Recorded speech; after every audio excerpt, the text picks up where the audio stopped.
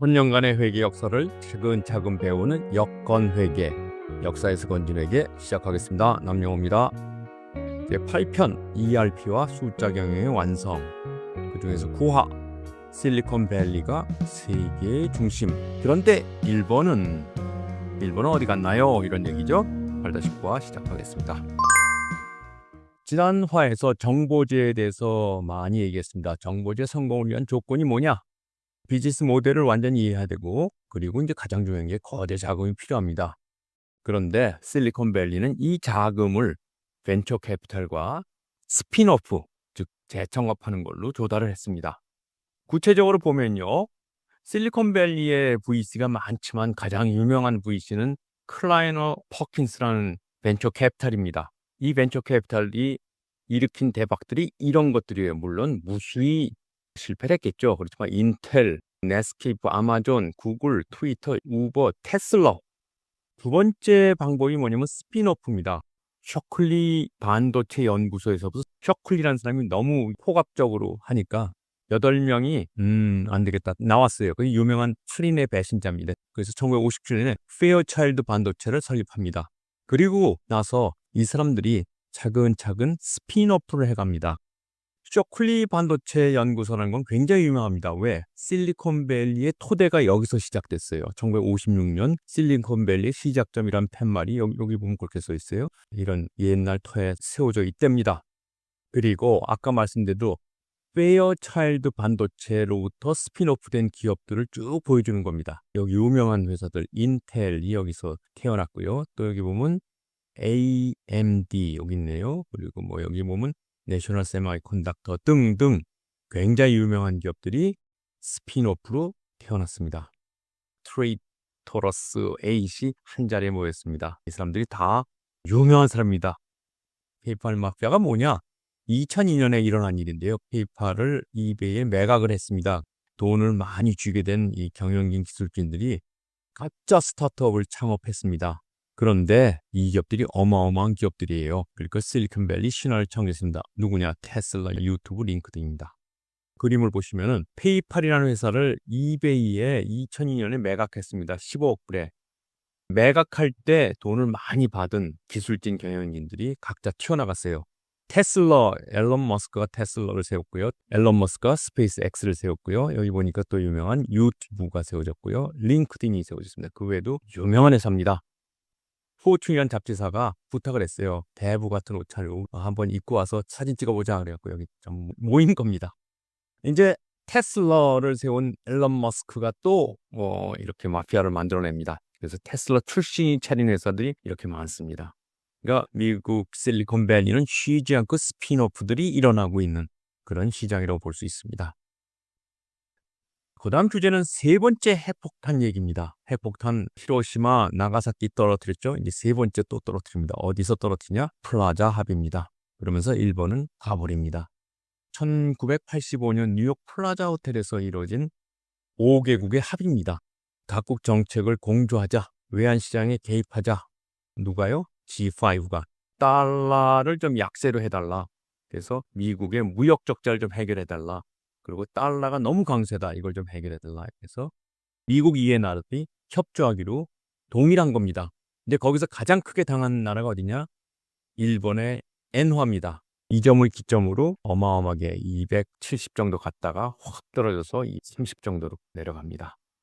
플라자 합의 후 일본 경제는 어떻게 되냐? 엔화가 급등해서 240에서 120엔으로 바뀝니다. 이러면서 글로벌화를 하고 두 번째는 잃어버린 20년 버블이 터지죠.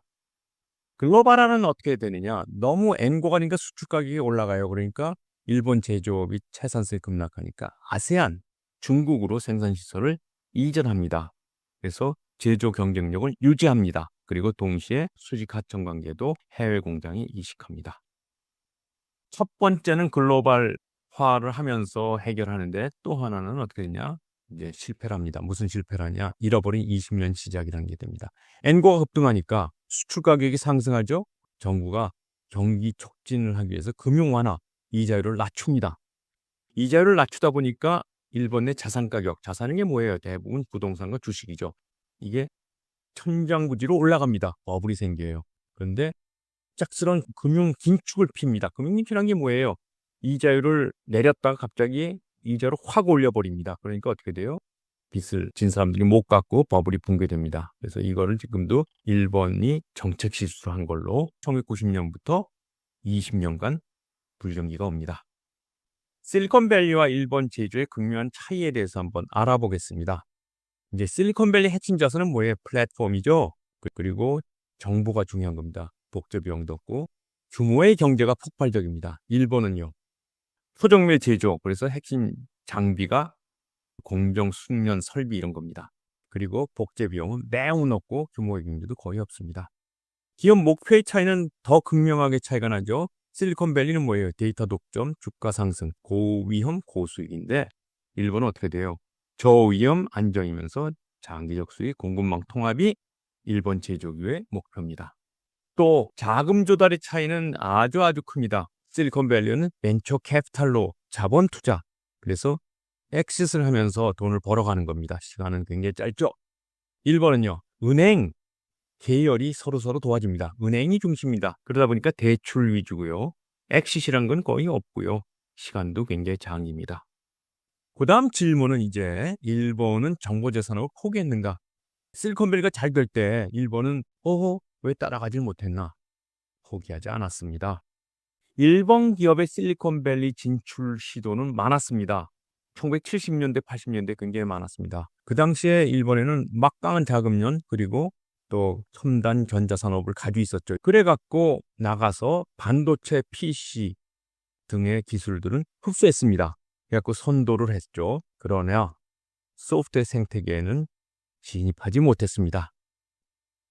제 최근의 마지막 주제, 왜에 대해서 한번 제 나름대로 견해를 말씀해 보겠습니다.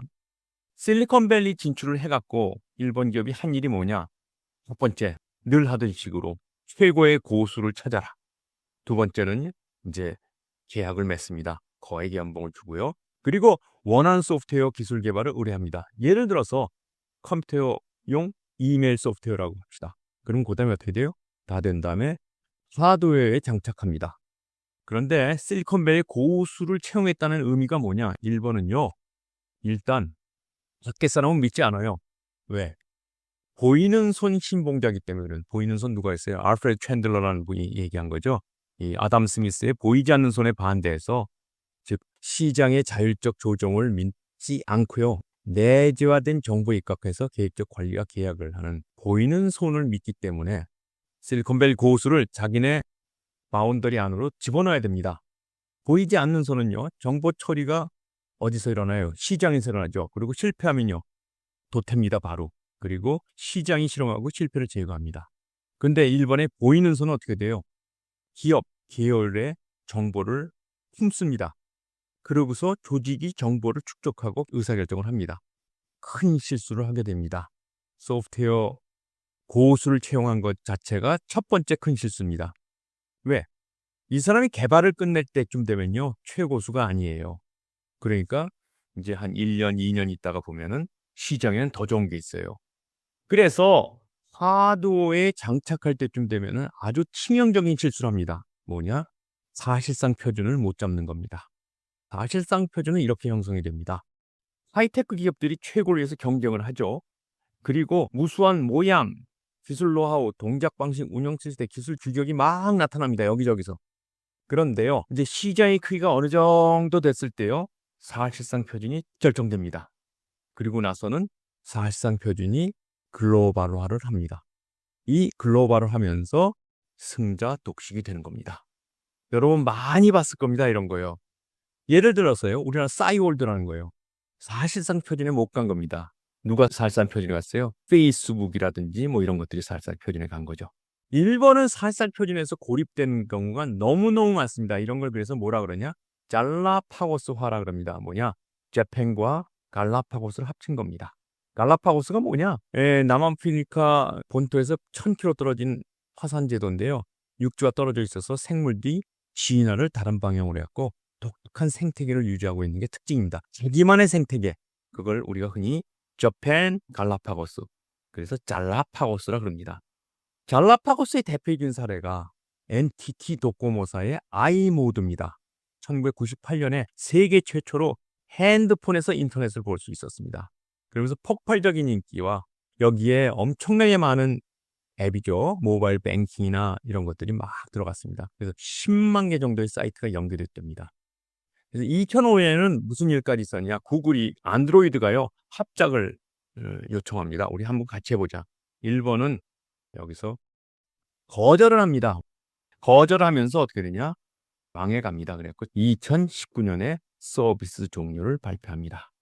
이게 바로 2004년에 출시된 NTT 도코모 아이모드 506 시리즈인데요. 아주 예쁘죠. 컬러도 있고 여기 보면 골프 치는 게임도 있어요. 네, 7편이 끝났습니다. 숫자 경영이 디지털 혁명으로 완성됐습니다. ERP라는 게 기업 내 정보를 실시간으로 리얼타임으로 볼 수 있게 됐습니다. 그 다음 질문은요. 그러면 이제 회계 정보는 투명하고 정확해졌을까요? 그 주제가 바로 9편의 주제입니다.